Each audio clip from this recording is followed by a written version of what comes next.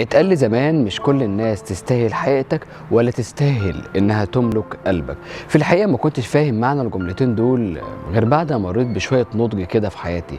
فهمت بعدها ان يعني ايه مش كل الناس تستاهل حقيقتي. يعني لو انت حقيقتك من جواك انك دايما تكون طرف مضحي او مساند او بتحب الخير للغير او بتعرض دايما مساندتك او مساعدتك لكل الناس اللي حواليك من غير ما يطلبوا، ما تعملش كده.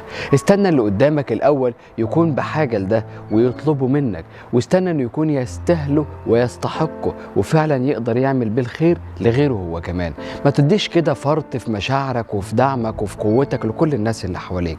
مش اي حد يكون قريب منك تخليه يملك قلبك.